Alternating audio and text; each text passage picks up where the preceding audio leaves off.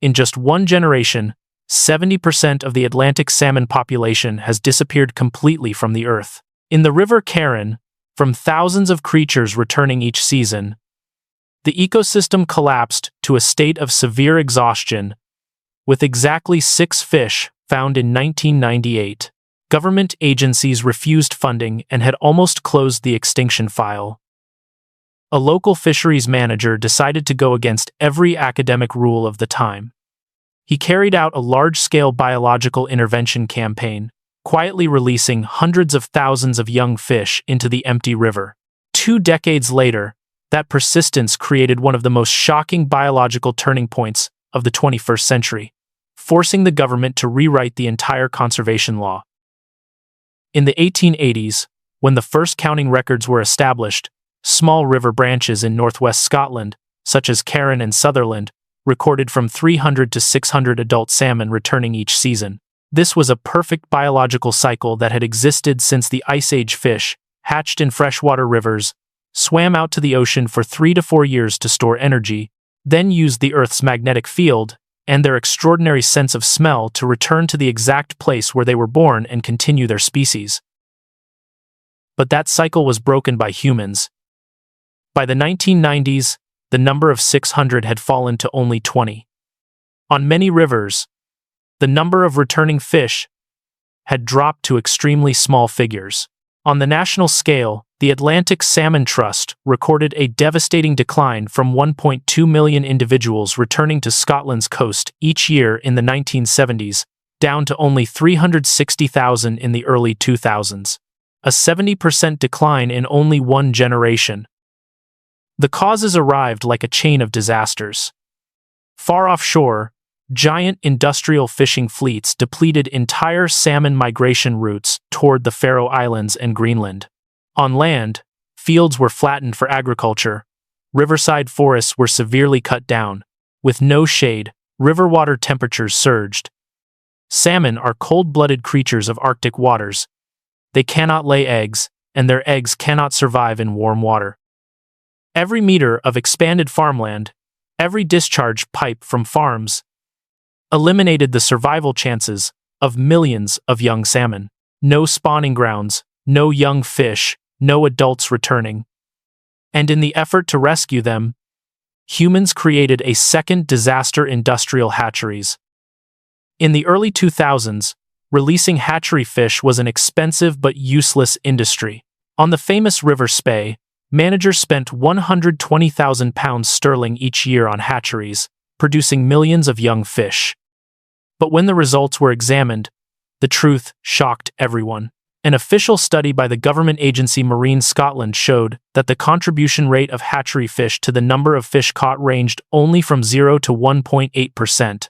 At the peak, in 2016, genetic analysis of 8,626 fish caught in the River Spey showed this only exactly 40 fish came from the hatchery.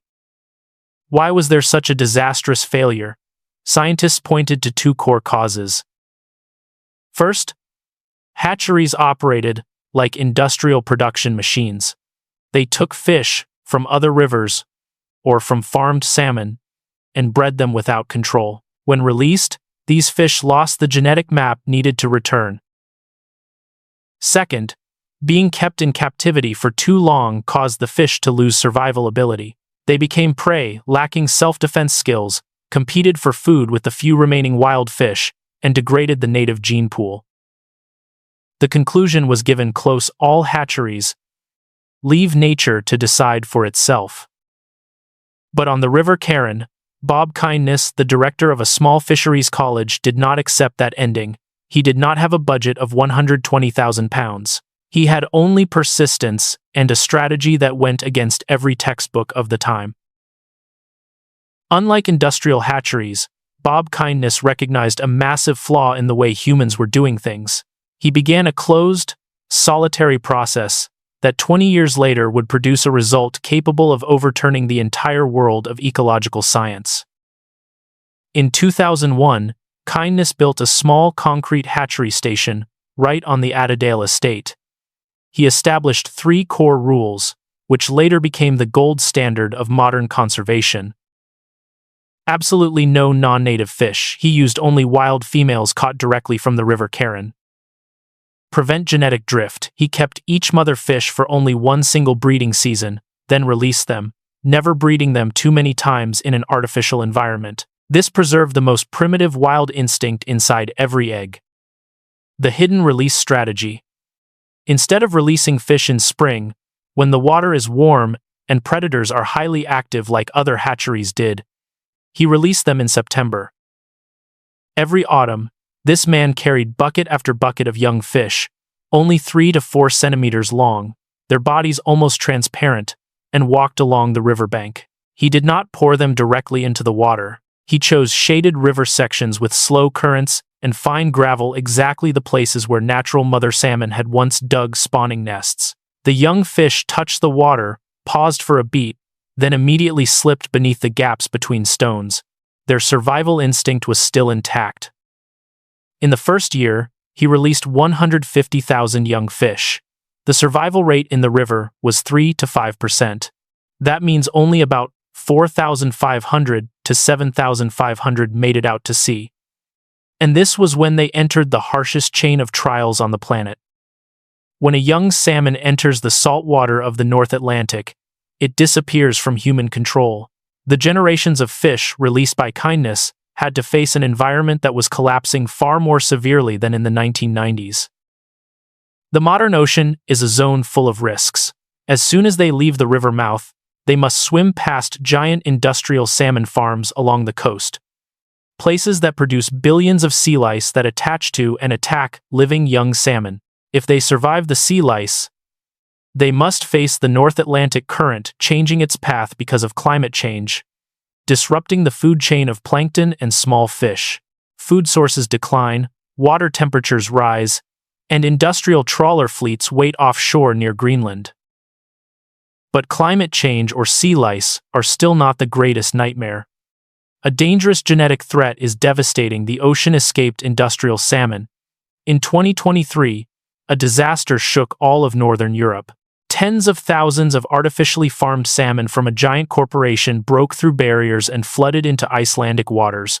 These mutated, obese, disease-carrying creatures immediately swam upstream into wild rivers, crossbred with natural salmon, and created weak, deformed hybrid generations. The risk of extinction for the original genetic code of salmon had never been closer. Amid that chaos, Bob Kindness's persistence in preserving a pure native gene pool from 20 years earlier suddenly became a miracle. Under current conditions, on average, for every 100 fish that enter the ocean, only 2 to 5 survive and return. The remaining 95% are eliminated by the ocean. But Kindness's persistence was based on a simple calculation. 2% of 7,500 fish reaching the sea still produces hundreds returning. That is better than the figure of 6 individuals in 1998. And reality proved him right. The frequency of salmon returning to the River Carron began increasing sharply. The average of 10.6 fish per season in 2001 jumped to 187 fish in 2020. In 2019, people even counted 317 fish. The river had come back to life. But the most shocking part had not yet appeared. It was not until 2021, when the most advanced genome analysis equipment was put into use, that a hidden truth beneath the River Carron was finally brought to light.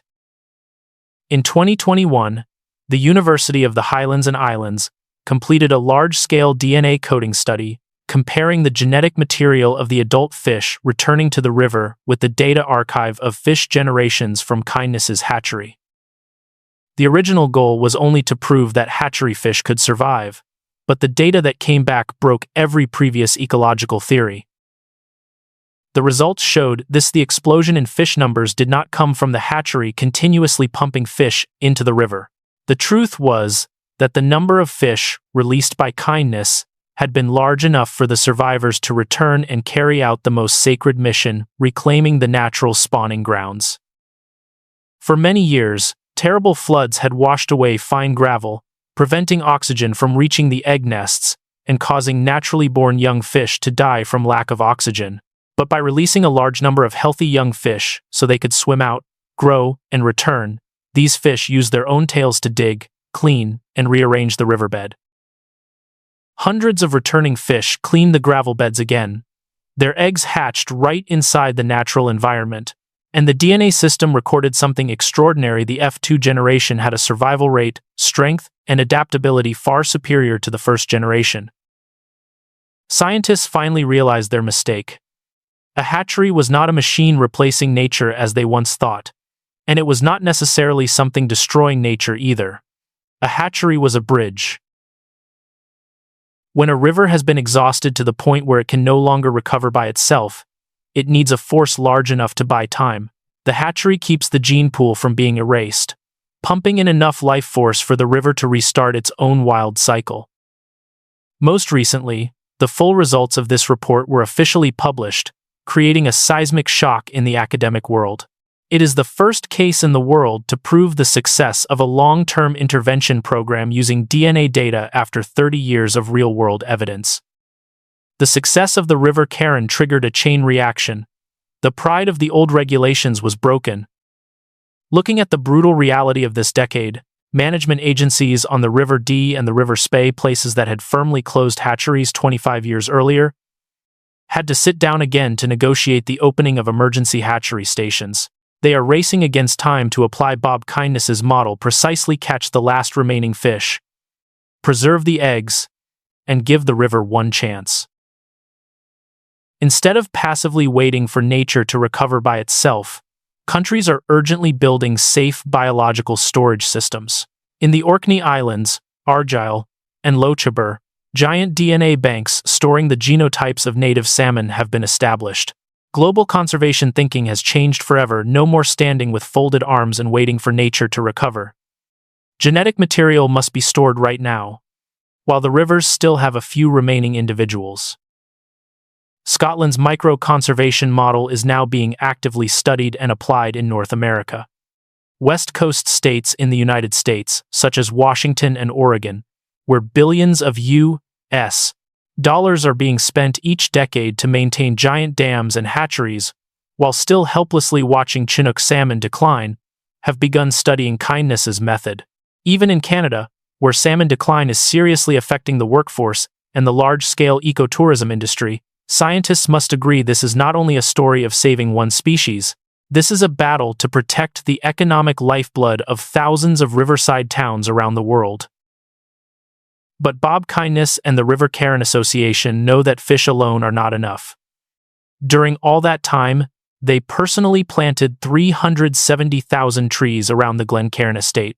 The forest grew, creating dark shaded patches over the river surface, lowering the water temperature to the ideal level and keeping spawning gravel from being invaded by algae. The hatchery saved the fish, the forest saved the river. Together, they formed a perfect ecological machine. But nature has never stopped testing humans. Even though the River Carron had become perfect, human power ends right at the river mouth, and the latest statistics once again delivered a brutal blow. Even so, the global ecosystem is an inseparable chain of biological links. In recent years, data from the River Carron has sent out an urgent warning signal again. Returns have dropped sharply, hitting bottom with only a few dozen fish coming back each season. Conservation authorities were forced to downgrade the river's status to poor. The hatchery and the forest had done their jobs excellently. The real disaster came from the collapse of the entire North Atlantic. No matter how many fish are released into the river, if the ocean is too hot, too polluted, and filled with trawling nets, the fish cannot survive long enough to remember the way home. The River Carron is only a small current trying to maintain biological life against a severely degrading ocean. More than 2 decades after that pessimistic morning, Bob Kindness, now older, stepped once again into the familiar waist-deep stretch of river. In the place where he once bitterly saw a single lonely male fish tucked beneath the bank, this time, he stood silently and counted 17 fish. They were large, their fins glittering beneath the water, thrashing as they cleaned gravel to prepare for spawning. Life was still continuing. He said nothing, only stood there watching the result of a lifetime's work. But look farther away. 200 kilometers to the north, on the River Brora, where people firmly maintained the principle of no intervention, no hatchery, and no reforestation, recent years have recorded ecological collapse as returning fish numbers fell to almost zero. Two rivers, sharing the same ocean tragedy, but carrying two different fates because of human choices. The tireless effort on the River Carron has brought an important conclusion to the international conservation community. We may not be able to immediately fix the decline of the ocean, but we can absolutely support ecosystems in maintaining their existence. Hatcheries are not a perfect permanent solution, but they are the last essential biological tool to prevent a species from disappearing completely from the earth. In the context of industrialization having severely changed the rules of nature, the lesson from Scotland confirms a core conservation principle: ecosystem restoration must begin with micro-interventions and long-term persistence. And we still have time to build those bridges.